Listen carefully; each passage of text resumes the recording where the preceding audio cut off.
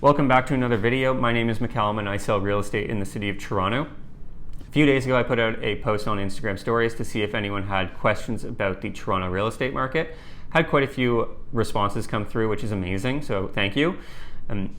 It'll be a little bit of a different style than most of my videos. This will be a Q&A. If you like this style and this format of video, then definitely give this a like and comment on it as well to provide feedback, what you liked and what you didn't like. That way I can start to tailor these videos to what people liked and what people want to see. So without further ado, let's jump into these 9 questions.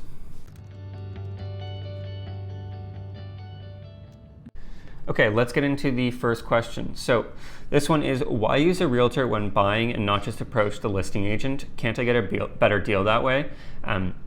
Not necessarily. You might. It's kind of up in the air, but generally speaking, recommendation is to never work with the listing agent who is representing the seller and providing you with customer service, because you're entering into what's called dual or multiple representation, and it's just not a transparent purchasing or selling process. If I ever have a listing and a buyer approaches me to purchase that property, I always refer them out to a colleague, because I never want to put my seller, myself, and even that buyer into a multiple representation situation.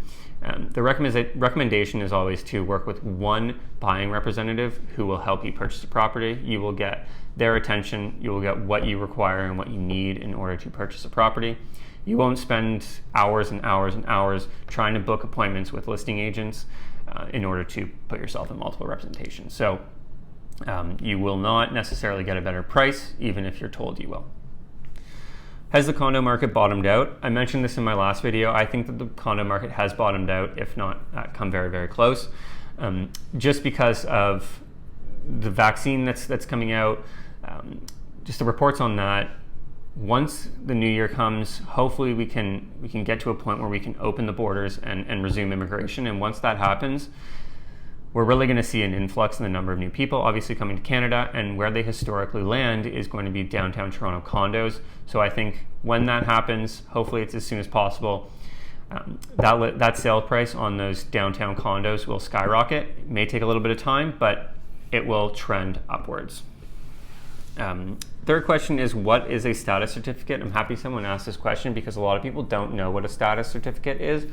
And what it is basically a current report put together by the board of directors of Condo Corporation, and it'll state what any pending lawsuits within the Condo Corporation, and it'll also outline the financial health of the condominium corporation. So it's always best to have this report or status certificate reviewed by a real estate lawyer, emphasis on real estate lawyer, because what this report may tell you is something that you're not okay with when you purchase a property. So maybe there's been history of flooding within the unit or within the building. Maybe there's high-tech plumbing in the building that you weren't aware of, or that wasn't made aware to you.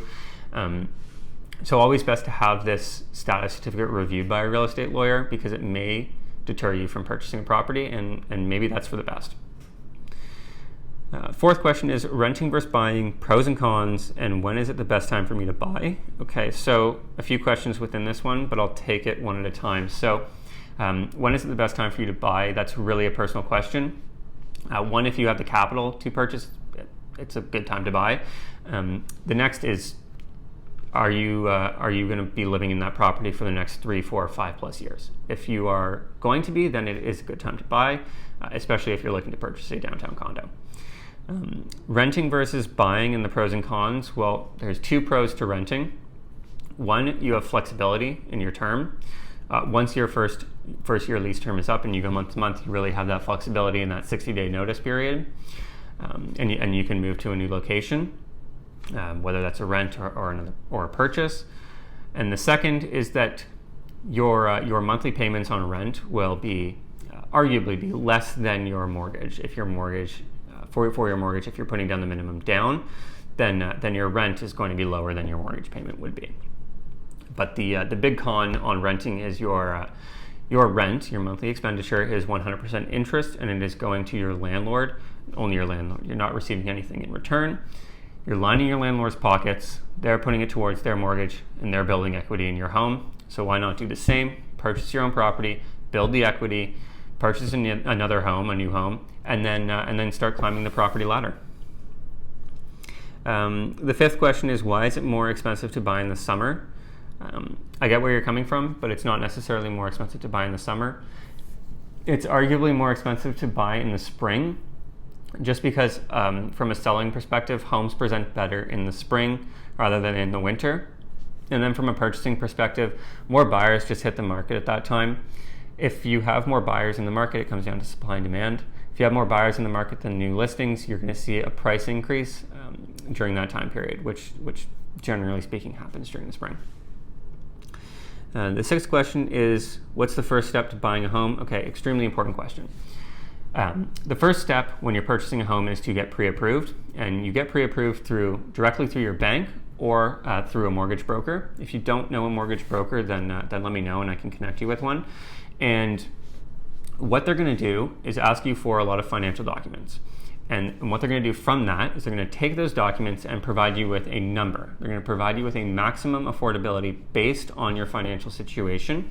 And you can take that number, and if it's $550,000 and that's your maximum affordability, then those are the properties that you focus on based on the value of those properties. If you're looking at properties that are $500,000 and you haven't been pre-approved, you don't know what you can afford, and you may be looking at properties that are actually going to sell for $600,000. So get pre-approved.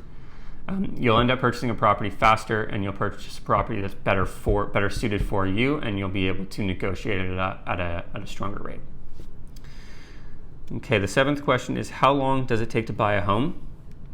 This really depends, and in the next question, actually, I'm going to dig a little bit deeper into it. But from a general perspective, when you offer on a property, you negotiate with the agreement of purchase and sale. Once the agreement of purchase and sale is signed and accepted, based on the negotiations, the closing time frame is generally 30 to 90 days. Sometimes it can be less, sometimes it can be more. Really just comes down to the negotiation.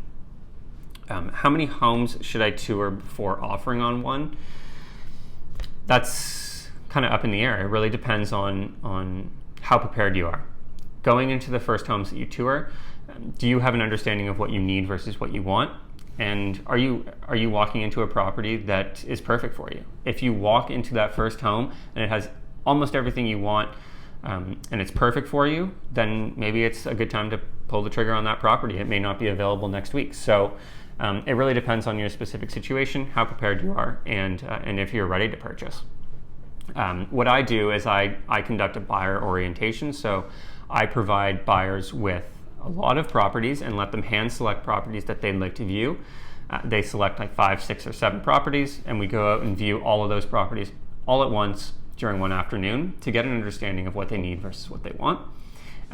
I've had buyers that purchase one of those 5 properties, and I've worked with buyers for months and months, and then they purchase a property. It really just depends on what you're looking for and how prepared you are to purchase.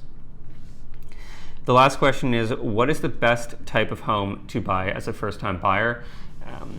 It depends on your personal situation, but generally speaking, most first-time home buyers are cash limited, so they end up putting the minimum down on a lower priced property, and that tends to be condos. So if you are a first-time home buyer and you're looking to get into the market at that minimum down, you're going to be looking at your downtown condos to get into the market, start building equity in your first home, and then start to climb the property ladder. Okay, thank you so much for sticking with me. That was a lot longer than I was anticipating and a lot longer than I wanted this video to be. So if people like this format of Q&A, maybe I'll split it up into 5 questions per video. And like I mentioned at the beginning, if you like this video, give it a like. If you have any feedback or any comments about this video in this format, please comment your feedback in the comments section. That way I can tailor future videos to what people really want to see. If you have any questions about the Toronto real estate market, give me a shout. My contact details are following.